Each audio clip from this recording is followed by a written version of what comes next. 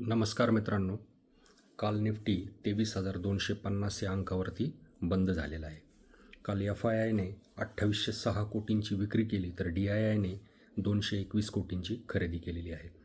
L&T finance या कंपनीचं retail loan book year on year 19% वाढले आणि चौथ्या तिमाहीमध्ये ते 95,100 कोटींवरती पोहोचलं आहे.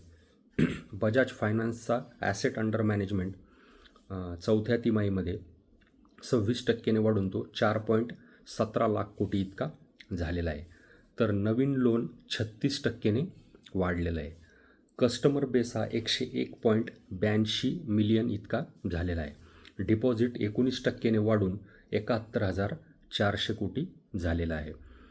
अव्हेन्यू सुपरमार्ट या कंपनीचा रेव्हेन्यू FY25च्या तिमाहीमध्ये 16.7% वाढून 14,462 कोटी इतका झाला आहे आणि त्यांचा टोटल स्टोअर काउंट सध्या 415 इतका आहे. ब्रेंट क्रूड काल 6.4% खाली आलं आहे आणि ते $70.14 पर बॅरल इतकं झालेलं आहे.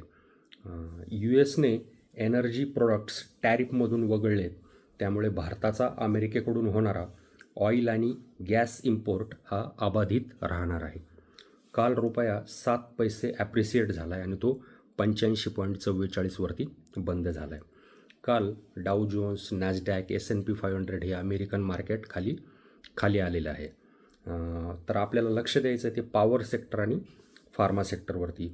ऑइल आणि गॅस सेक्टरवरती देखील आपल्याला लक्ष ठेवायचं आहे, कारण 75 या हायेस्ट लेवलला ब्रेंट क्रूड गेलं होतं आणि तिथून ते आता खाली येत आहे. ट्रम्प यांच्या टॅरिफमुळे देखील याचा हा कल जो आहे, याचा जो ट्रेंड आहे तो खालच्या दिशेनेच राहण्याची शक्यता आहे.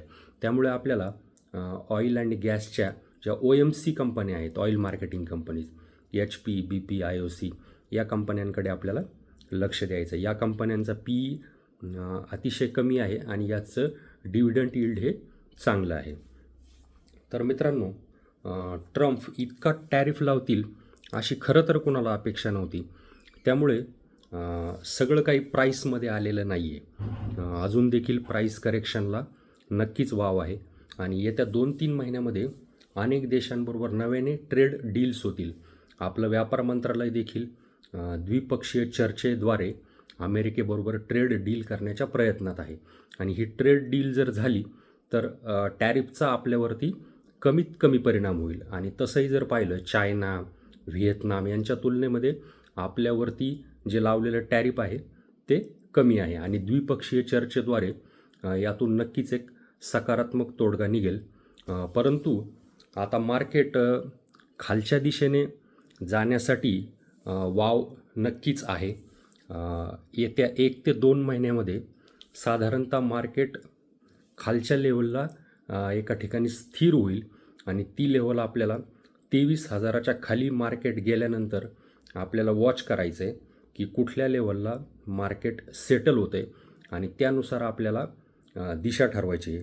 आणि मित्रांनो, मंदीच्या शंकेने IT सेक्टरची घसरण झालेली आहे. तसं तर ITवरती डायरेक्ट असा कुठला टॅरिफ लावलेला नाही आहे, परंतु आपला सगळा बिझनेस हा अमेरिकेवरती डिपेंड आहे ITचा. त्यामुळे ITचे शेअर्स हे खाली आलेले आहेत. परंतु लगेच त्याच्यात बॉटम फिशिंग करायची नाही आहे. खालच्या लेवलला आपल्याला वॉच करायचं आहे आणि एका योग्य लेवलला आपल्याला त्यामध्ये एंट्री करण्याची संधी मिळणार आहे. प्रत्येकाला संधी मिळेल. 22,000वरती ज्यांना संधी मिळाली नव्हती तर त्या सगळ्या लोकांना आता परत एकदा मार्केट करेक्शनमध्ये पार्टिसिपेट होण्याची नक्कीच संधी मिळेल.